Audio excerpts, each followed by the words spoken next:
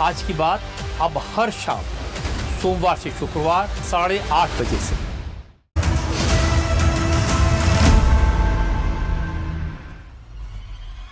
नमस्कार, आप देख रहे हैं इंडिया टीवी। आपके साथ मैं हूं मीनाक्षी जोशी। नमस्कार, मैं हूं अमित कुमार पाले। सुबह के 11 बज रहे हैं और वक्त है अभी का 21 जून को नीट का री एग्जाम होना है और इससे पहले सोशल मीडिया ऐप टेलीग्राम को दिल्ली हाईकोर्ट से बड़ा झटका लगा है। टेलीग्राम पर अस्थायी बैन जारी रहेगा। दिल्ली हाईकोर्ट ने टेलीग्राम पर से बैन हटाने से इनकार कर दिया। 21 जून को होने वाले नीट एग्जामिनेशन की वजह से 22 जून तक टेलीग्राम पर अस्थायी बैन लगा है। टेलीग्राम पर पहले भी कई बार पेपर लीक और फर्जी पेपर सर्कुलेट होने के आरोप लगते रहे हैं। यहां तक कि कई रिपोर्ट्स में दावा किया जा चुका है कि जालसाज और साइबर ठगी को अंजाम देने वाले इस प्लेटफॉर्म का बड़े स्तर पर इस्तेमाल करते हैं। तो 22 जून तक टेलीग्राम पर अस्थायी रूप से बैन जारी रहेगा। दिल्ली हाईकोर्ट से टेलीग्राम को कोई राहत नहीं मिली है। दरअसल नीट एग्जाम 21 तारीख को होने जा रहा है और उसी में पारदर्शिता को बढ़ाने के लिए, लीक प्रूफ उसे बनाने के लिए टेलीग्राम मैसेजिंग ऐप को अस्थायी रूप से बैन रखा गया है।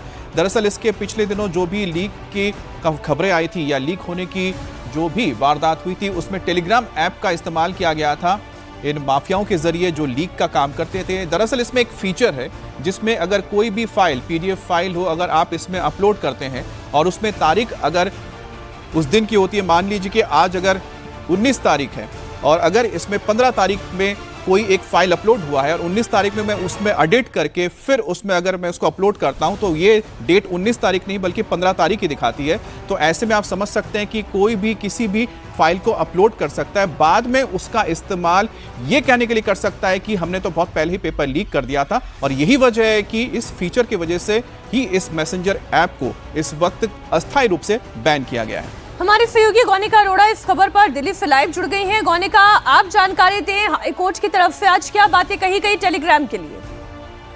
देखिए, बिल्कुल हाईकोर्ट ने गवर्नमेंट के ऑर्डर को सही माना है। गवर्नमेंट की तरफ से, टेलीग्राम की तरफ से जब पिटीशन फाइल की गई थी तो उसमें ये कहा गया था कि कम्युनिकेशन सही तरीके से नहीं किया गया, आर्टिकल 14 का उल्लंघन किया गया है, लेकिन गवर्नमेंट ने उनकी किसी भी फैक्ट को सही नहीं माना। हालांकि हाईकोर्ट ने ये भी सवाल पूछा था कि क्या पूरी ऐप पर बैन लगाना जरूरी है, क्योंकि टेलीग्राम की तरफ से कहा गया था कि जो कुछ हैंडल्स हैं जिसके जरिए पेपर लीक हुआ है उन हैंडल्स को ब्लॉक करके हम करने के लिए तैयार है, लेकिन पूरी की पूरी ऐप को इस तरीके से इतने दिन के लिए बैन करना वो ठीक नहीं है। लेकिन हाईकोर्ट ने आज अपने ऑर्डर में कहा है कि 69A के तहत गवर्नमेंट अपनी पावर्स को यूज करते हुए इस तरीके से बैन कर सकता है। और इसके अलावा कम्युनिकेशन सही तरीके से किया गया था, जो पूरा प्रोसेस है उसे फॉलो किया गया था। बाकायदा टेलीग्राम के ऑफिशियल्स को पहले बुलाया गया था, उनसे बातचीत की गई थी, उनको इस तरीके से जानकारी दी गई थी, मेजर्स उनसे पूछे गए थे, लेकिन जब सेटिस्फैक्टरी आंसर नहीं मिला गवर्नमेंट को, उसके बाद गवर्नमेंट ने बैन किया है। और दिल्ली हाईकोर्ट ने भी इस चीज को सही माना कि कम्युनिकेशन का पूरा प्रोसेस सही था। इसके अलावा ये भी कहा है कि जो आईटी एक्ट है उसके तहत गवर्नमेंट इस तरीके के फैसले ले सकती है और ये पूरी जो पिटीशन टेलीग्राम की तरफ से फाइल की गई थी उसे डिसमिस कर दिया गया है। ये भी कहा गया है जिस तरीके से इस बैन को लेकर जो भी ऑर्डर, चाहे वो इंटरिम हो चाहे वो फाइनल हो, गवर्नमेंट की तरफ से जारी किया गया था, उसमें जो भी सपोर्टिव रीजंस गवर्नमेंट की तरफ से दिए गए हैं वो बिल्कुल सही रीजंस है। और इसीलिए दिल्ली हाईकोर्ट ने अपहोल्ड किया है उस बैन को, जो कि टेम्परेरी बैन गवर्नमेंट की तरफ से लगाया गया है। बिल्कुल ठीक बात है और ये लाखों छात्रों के भविष्य से जुड़ा हुआ मामला है और इसलिए जो बैन है उसको सही ठहराया है हाईकोर्ट की तरफ से। बहुत शुक्रिया गौनिका आपका पूरी जानकारी के लिए। और 21 जून को होने वाले नीट री एग्जाम को लेकर हाईटेक इंतजाम भी किए गए हैं। एयरफोर्स के हेलीकॉप्टर से नीट एग्जाम के पेपर पहुंचाए जा रहे हैं। छिंदवाड़ा, पटना और तमिलनाडु में हेलीकॉप्टर से पेपर पहुंचाया गया। देश के 18 लोकेशन पर हेलीकॉप्टर से ये पेपर पहुंचाए जाएंगे।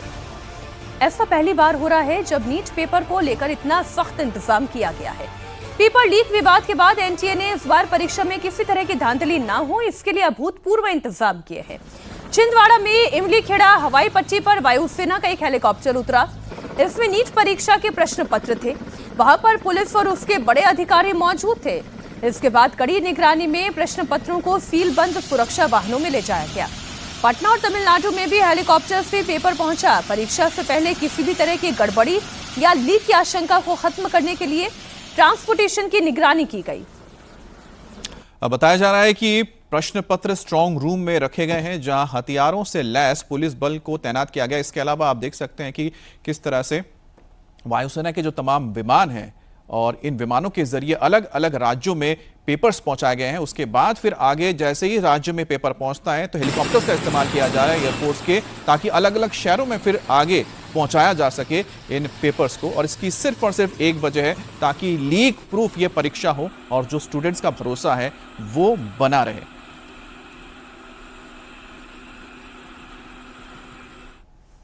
बहराइच में सैयद सालार मसूद गाजी के मजार को लेकर एक बड़ी खबर आई है।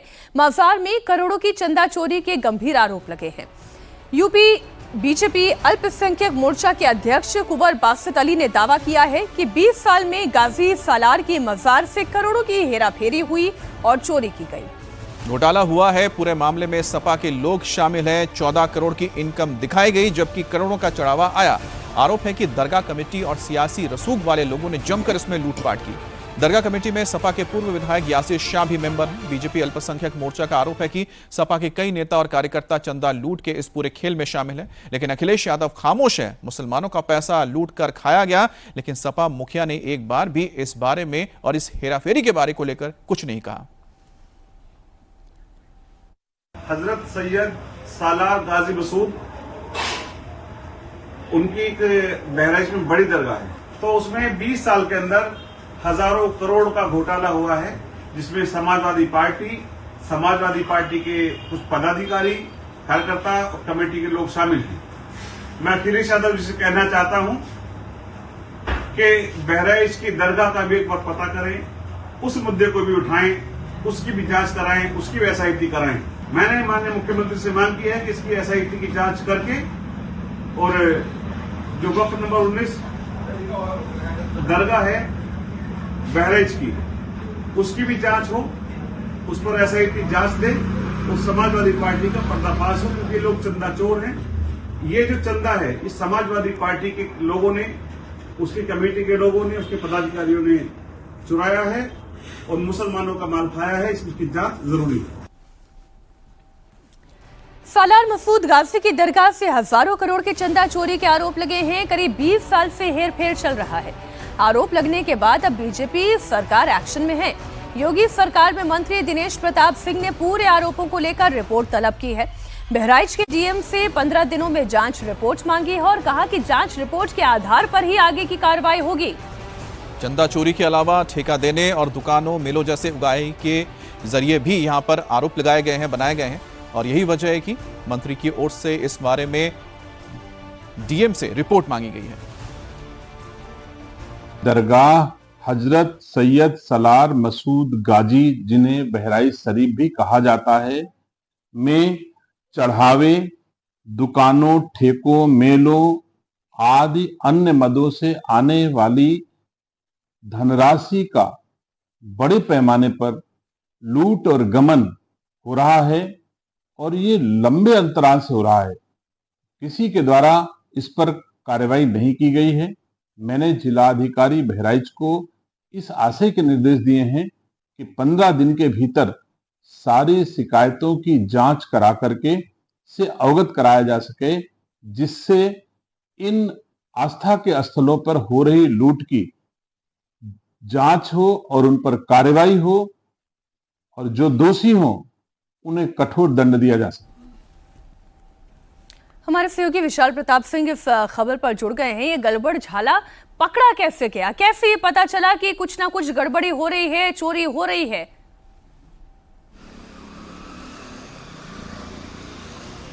मीनाक्षी, देखिए बहुत ज़्यादा महत्वपूर्ण है क्योंकि यूपी बीजेपी के जो अल्पसंख्यक प्रकोष्ठ के प्रदेश अध्यक्ष हैं कुंवर बासित अली, उनके पास लगातार उनके जो अल्पसंख्यक आयोग के लोग हैं, सदस्य हैं, वो लगातार ये बात बता रहे थे कि बहराइच की जो ये दरगाह है जहाँ एक समय में बहुत ज़्यादा लोग आते हैं और जब वहाँ उर्स लगता है, मेला लगता है या बड़े आयोजन होते हैं, उस वक्त वहाँ पर जो चंदा आता है, जो पैसे आते हैं, वो लाखों और करोड़ों रुपए में आते हैं। और जो आरोप लगा है वो ये लगा है कि यासिर शाह जो समाजवादी पार्टी गवर्नमेंट में मंत्री भी हुआ करते थे, वो भी उस कमेटी के सदस्य हैं, समाजवादी पार्टी के मुखर चेहरा हैं बहराइच से, वो भी उस कमेटी में है। और उसके बाद इस पूरे मामले में जब चिट्ठी लिखी जाती है कुंवर बासित अली की तरफ से और उस पर दिनेश प्रताप सिंह जो सरकार के मंत्री भी हैं और बहराइच के प्रभारी मंत्री भी हैं, उनकी तरफ से डीएम को ये पत्र लिखा गया है और 15 दिन में इस पूरे मामले की आख्या मांगी गई है। और कुंवर बासित अली ये लगातार कह रहे हैं कि अखिलेश यादव लगातार राम मंदिर में एसआईटी बनाने की बात कर रहे थे, वहाँ जो चोरी हुई है उसको पकड़े जाने की बात कर रहे थे। लेकिन जब से ये मामला सामने आया है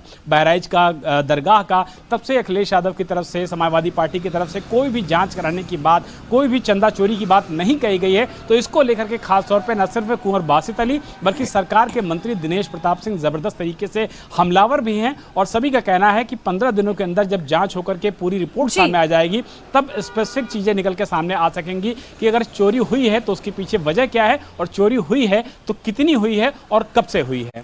मीनाक्षी, विशाल, आप नजर बनाए रखिए। फिलहाल पूरी जानकारी के लिए आपका बहुत शुक्रिया।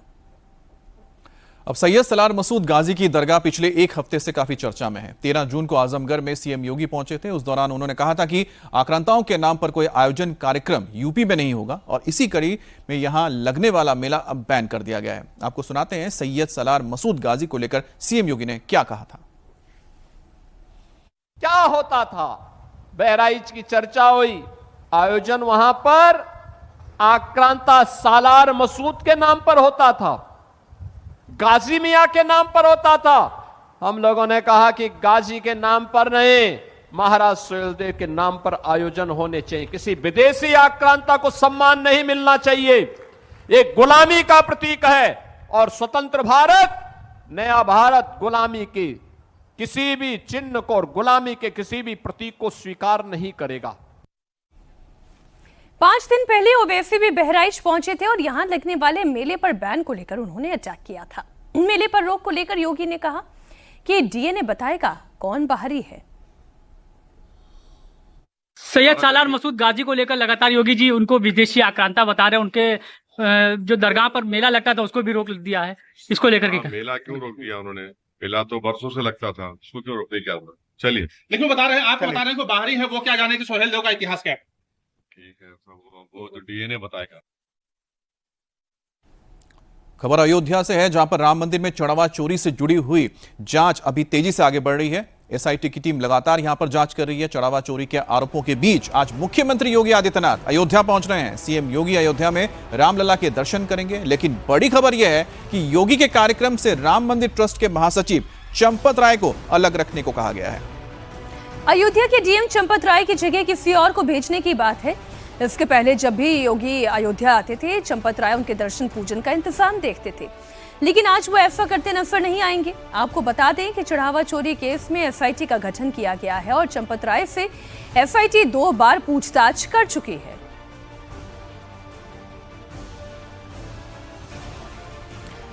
तो योगी आदित्यनाथ कई बार अयोध्या आए हैं और जब भी वो अयोध्या आए हैं उनका दर्शन पूजन का पूरा कार्यक्रम का जिम्मा चंपत राय के हाथों ही होता था।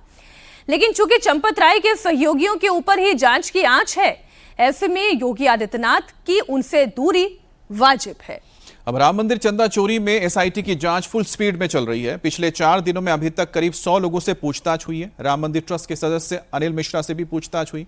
इस मामले में एसआईटी की पूछताछ जैसे जैसे आगे बढ़ी है, बड़े बड़े खुलासे हो रहे हैं। जिस तरह चंदे की निगरानी या गिनती करने वालों ने पैसों के गबन किए हैं, उसके बाद 2021 से लेकर अभी तक के सीसीटीवी फुटेज की जांच की जा रही है। एसआईटी की जांच में सामने आया है कि सीसीटीवी फुटेज बार बार डिलीट किया गया है। अब इसीलिए सीसीटीवी के डीवीआर को जांच के लिए दिल्ली भेजा गया है। मंदिर के पूर्व लेखाकार महिपाल ने आरोप लगाया था कि उसके कार्यकाल में कैमरे से 8 महीने का डेटा डिलीट किया गया था, लेकिन तब मंदिर ट्रस्ट ने उसके आरोपों को गंभीरता से नहीं लिया।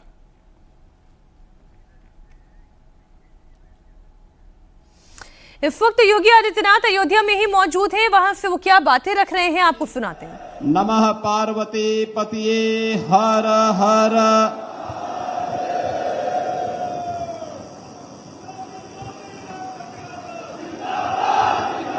कामाख्या धाम में विधानसभा रुधौली की परियोजनाओं के लोकार्पण और शिलान्यास के साथ ही वीरांगना झलकारी बाई की इस भव्य दिव्य अश्वारोही प्रतिमा के अभी लोकार्पण कार्यक्रम में समारोह में उपस्थित जिला पंचायत की अध्यक्ष श्रीमती रौली सिंह जी, इस क्षेत्र के लोकप्रिय विधायक श्री रामचंद्र यादव जी, विधान परिषद सदस्य श्री हरिओम पांडे जी, मान्य विधायकगण श्री चंद्रभानु पासवान जी, अमित सिंह चौहान जी, अभय सिंह जी, भारतीय जनता पार्टी के जिला के अध्यक्ष श्री राधेश्याम त्यागी जी, निवर्तमान अध्यक्ष श्री संजीव सिंह जी, जिला प्रभारी मिथिलेश त्रिपाठी जी, पूर्व विधायक सुरेंद्र प्रताप तिवारी खब्बू जी,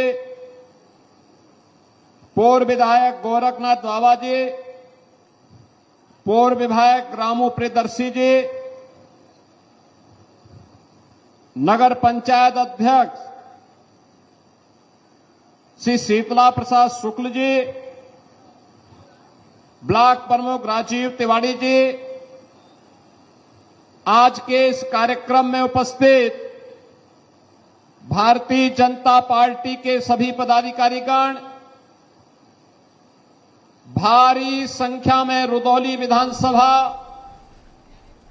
और आसपास से जुड़े हुए सभी उपस्थित नागरिक बहनों और भाइयों, आज मुझे रुदौली विधानसभा क्षेत्र में विकास की परियोजनाओं के लोकार्पण, मां कामाख्या धाम में दर्शन करने और देश के प्रथम स्वतंत्र समर की अमर वीरांगना झलकारी बाई के इस भव्य और दिव्य प्रतिमा के लोकार्पण का सौभाग्य प्राप्त हुआ है। मैं सबसे पहले मां कामाख्या के इस धाम को नमन करते हुए रुदौली विधानसभा और कामाख्या क्षेत्र से जुड़े हुए आप सभी उपस्थित तो मुख्यमंत्री योगी आदित्यनाथ इस वक्त अयोध्या में मौजूद है और वहां से वो मंच से और क्या बातें महत्वपूर्ण कहते हैं वो हम आप तक पहुंचाएंगे, लेकिन हमारे सहयोगी पवन नारा भी इस वक्त अयोध्या में मौजूद हैं। अयोध्या में श्री राम मंदिर के से जो चोरी हुई है वो मामला इस वक्त सुर्खियों में है और देश के जितने भी और विदेश में भी बैठे हुए जितने भी राम भक्त हैं उनकी आस्था को चोट पहुंची है। पहले तुम पवन आप ये बताएं कि पहली बार है जब इस घटना के सामने आ जाने के बाद मुख्यमंत्री योगी आदित्यनाथ अयोध्या दौरे पर है और चंपत राय की दूरी है। बिल्कुल मीनाक्षी, आज योगी आदित्यनाथ जब यहां पर हैं तो ना तो चंपत राय ना अनिल मिश्रा उनके आसपास दिखाई देंगे। वो सीधे तौर पर ट्रस्ट में यहां राम मंदिर में दर्शन के लिए आएंगे, हनुमानगढ़ी भी जाएंगे और सबको इंतजार है कि योगी आदित्यनाथ राम के दरबार में आकर क्या कहते हैं। दूसरा पक्ष ये है कि जिस वक्त योगी आदित्यनाथ यहां दर्शन कर रहे होंगे उसी वक्त एसआईटी की टीम भी अंदर मौजूद है और हमारे सूत्रों ने कुछ जानकारी दी है, मैं आपके साथ साझा करना चाहता हूं। एसआईटी की तरफ से पूछा गया, एक हार और एक चरण पादुका प्रभु श्री राम के चरणों में अर्पित की गई। एसआईटी ने पुजारी से पूछा कि जो आपको चरण पादुका दी थी, जो आपने श्री राम के चरणों में रखी, वो हार दिया था, वो कहां गया? तो पुजारी ने बताया कि मैंने वो हार टिन्नू यादव को दिया। टिन्नू यादव से इस बारे में जब क्रॉस क्वेश्चनिंग की गई तो उन्होंने कहा कि मैंने केडी तिवारी जो आभूषणों के जिम्मेदार हैं उनको दे दिया उस हार और चरण पादुका को गलाने के लिए। केडी तिवारी की तरफ से कहा गया कि मेरे को ऐसा कोई हार नहीं मिला। ये बड़ी अनियमितता है जो एसआईटी के सामने अभी आई है, जो हमें सूत्रों के हवाले से पता चली है। तो कुल मिलाकर एसआईटी ना सिर्फ नोट गणना की सीसीटीवी फुटेज से लेकर पूरी प्रक्रिया की भी छानबीन कर रही है कि अगर कोई भक्त दान डालता है दान पेटी में या पुजारी को देता है तो पुजारी किसको देता है। बताया जा रहा है कि टिन्नू यादव मुख्य किरदार था जिसको सौंपा जाता था और वो केडी तिवारी को देता था, लेकिन उस हार और चरण पादुका का कहीं जिक्र नहीं है और इसी को लेकर क्रॉस क्वेश्चनिंग की गई है। अब ये जांच या एसआईटी की पूछताछ सिर्फ गणना अधिकारी तक नहीं, बाकी जो इस पूरी इक्वेशन में सवाल बनते हैं उन सबको पूछा जा रहा है और पूरा प्रोसेस है उसके बीच में जो किरदार हैं उन्हें क्रॉस वेरीफाई किया जा रहा है। पवन, इसमें जो अहम गैप आप बता रहे हैं कि जहां टिन्नू से पूछा गया कि उसने केडी तिवारी को दे दिया, केडी तिवारी कह रहे हैं कि मुझे तो मिला ही नहीं, तो ऐसे में जो सीसीटीवीज होते हैं बहुत महत्वपूर्ण है, बताया जा रहा है वो डिलीट कर दिए गए हैं, रखे नहीं गए हैं। देखिए, कोई भी सीसीटीवी सिस्टम एक लंबे समय के लिए इंस्टॉल किया जाता है, लेकिन उसका मतलब यह नहीं है कि वहां 5 साल की फुटेज हो। तो ये हमें सूत्र बता रहे हैं कि एक लिमिटेड टाइम की रिकॉर्डिंग होती है जिसके ऊपर नई रिकॉर्डिंग ओवरलैप होने लगती है। इसीलिए डीवीआर से बहुत सी ऐसी फुटेज है जो स्वतः चली गई थी, उसे रिसीव करने की कोशिश की जा रही है और एनोमलीज जो मौजूदा सीसीटीवी सी बात है पवन, जैसा बता रहे हैं कि अब बहुत सारे फुटेज तो रिकवर करना बहुत मुश्किल होगा, लेकिन अब जांच पड़ताल में समझ में आता है कि लोगों से जो पूछताछ होगी कि कोई तथ्य निकल कर आए जो इसके लिए जिम्मेदार है, उन तक आखिरकार एसआईटी पहुंच सके, कानून पहुंच सके। आप नजर बना रखें इस खबर पर। बहुत शुक्रिया पवन आपका।